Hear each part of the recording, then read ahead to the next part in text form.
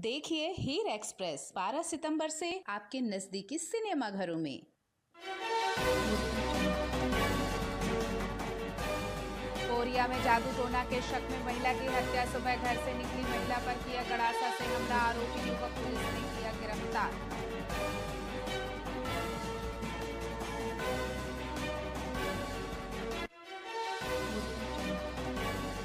सुकमा जिले में नक्सलियों ने 2 ग्रामीणों को मौत के घाट उतारा। सिरसत्ती पंचायत के नंदापारा में घटना हुई। पुलिस मुखबिरी का आरोप लगाकर 2 ग्रामीणों की गला रेत कर हत्या।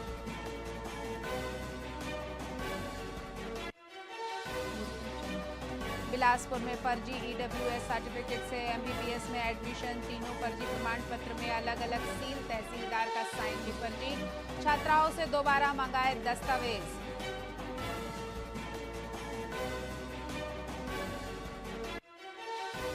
खंडवा में छत्तीसगढ़ पुलिस कांस्टेबल से लूट।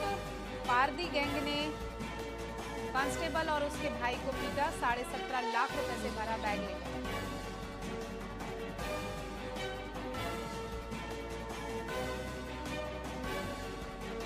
और मां लिंगेश्वरी गुफा मंदिर के पट कल खुलेंगे। कोड़ा गांव में श्रद्धालुओं की सुविधा के लिए पूरी तैयारी। सुरक्षा व्यवस्था भी चाक चौबंद।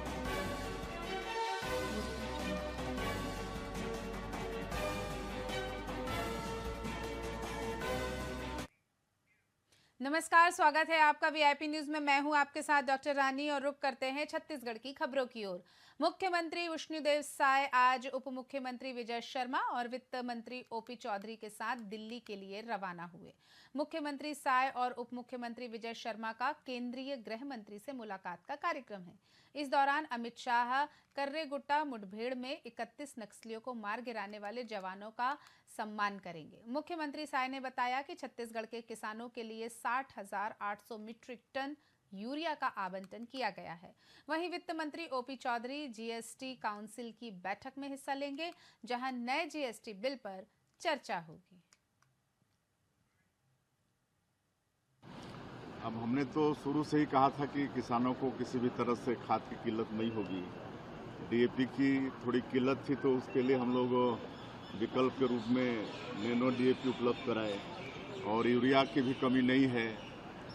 पिछले टाइम माननीय रसायन उर्वरक मंत्री श्री जेपी नड्डा जी से आग्रह किया था तो 50,000 मीट्रिक टन आवंटन भेजे थे। अभी फिर 60,000 मीट्रिक टन यूरिया का आवंटन मिल गया है और यूरिया किसान एक बार में इस्तेमाल नहीं करते हैं, कई बार में करते हैं। तो छत्तीसगढ़ में किसानों को यूरिया की कहीं भी कमी नहीं है और आगे भी नहीं होने दी जाएगी। छत्तीसगढ़ के दुर्ग जिले में पुलिस ने नारकोटिक्स एक्ट के तहत जब्त किए गए करोड़ों रुपए के मादक पदार्थों को नष्ट कर दिया। ये कार्रवाई भिलाई इस्पात संयंत्र की दमन भट्टी में किया गया।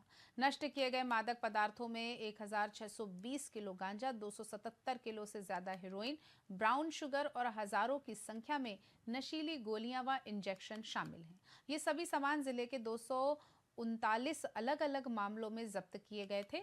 इस प्रक्रिया के दौरान दुर्ग पुलिस के आला अधिकारी और बड़ी संख्या में पुलिस बल मौजूद रहा।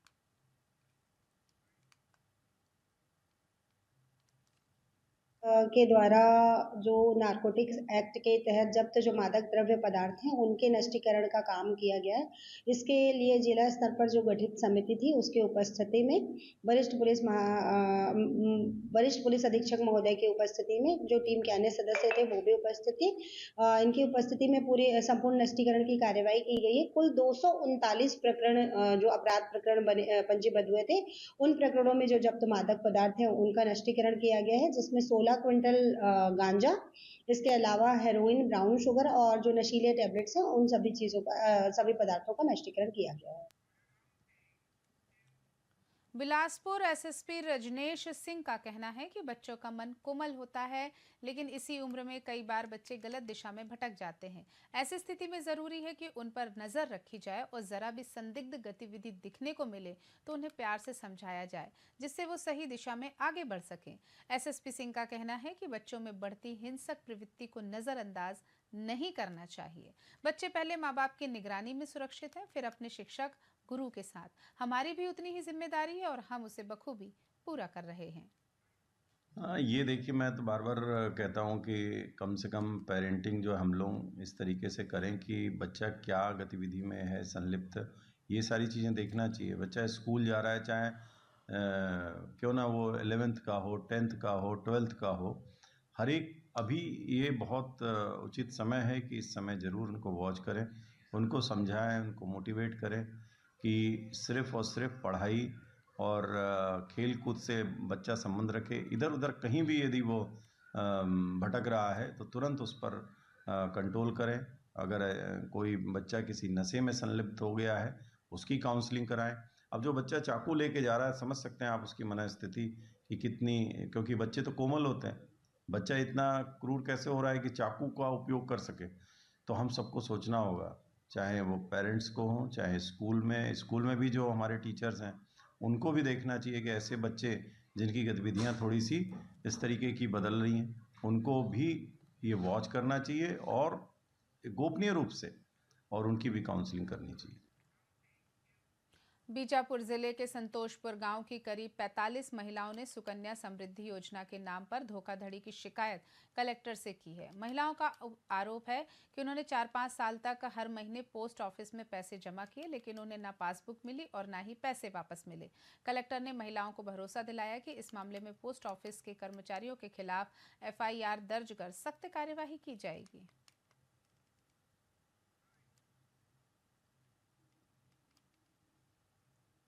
पोस्ट ऑफिस में जमा करे थे, तो दिव्या कवर करके नाम था, तो उन्होंने अपने घर में आके पैसा अकाउंट में डालने के लिए जमा करते थे। तो किसी में दिनांक डालते थे, किसी में दिनांक भी नहीं, अकाउंट नंबर भी नहीं डालते थे, तो किसी में पैसा भी नहीं। एक महीना में 1000 या 2000 3000 ऐसी डालते थे। फिर 2019 से 2025 तक पैसा लगाए थे, तो 2025 तक भी पैसा लौटाने का कोशिश भी नहीं करे, आज तक पैसा ही नहीं। हमारे संतोषपुर के ग्रामीण महिलाएं भाई लोग आए थे, ये बात को लेकर शिकायत करने आए थे। मुझे आवेदन भी दिया कि पोस्ट ऑफिस में एक दिव्या कंवर करके महिला है, जो हम लोगों से 2018, 19 ऐसे करके पूरे लगातार 23-24 तक का हम लोगों से पैसा ली, कभी 1000 रुपया, कभी 2000 रुपया ऐसे लेते गई सुकन्या समृद्धि में और बचत खाता में और डिपॉजिट में।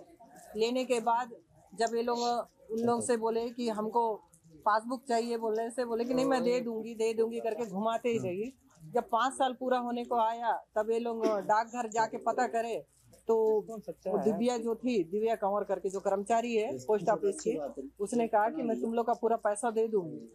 और ये लोग जब पोस्ट ऑफिस में देखे, पासबुक में देखे, तो उनका थोड़ा भी पैसा नहीं था। किसी का 300 था, किसी का 400 था, कोई 6000 जमा किया, जबकि 5000 जमा किया, कोई 30000 जमा किया, कोई 40000 जमा किया, किसी का 80000 जमा हुआ, लेकिन किसी के खाते में पैसा नहीं था।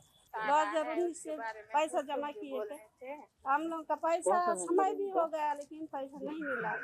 तो अभी तक समय हो गया, अभी तक पैसा नहीं मिला, बोल के ऑफिस में जाके पता किया।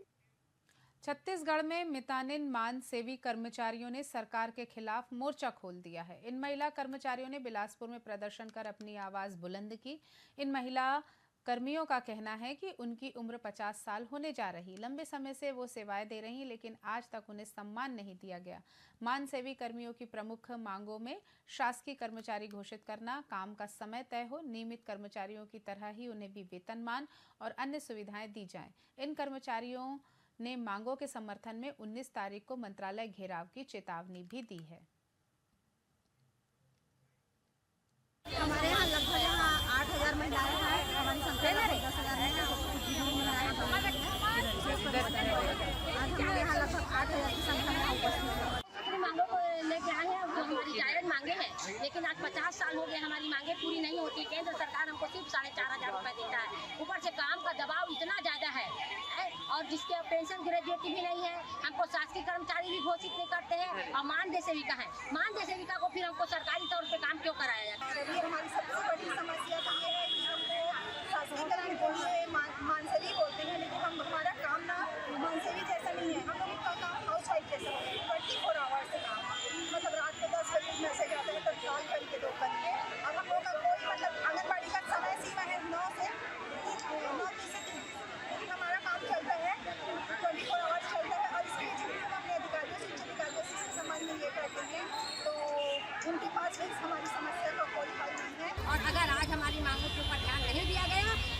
तारीख को हम संचालनालय घेराव करेंगे। उसके बाद भी अगर हमारी मांग पूरी नहीं होती है तो जाके दिल्ली में अनिश्चितकालीन हड़ताल में बैठेंगे। खबरों में फिलहाल इतना ही। आप देखते रहिए VIP न्यूज। नमस्कार।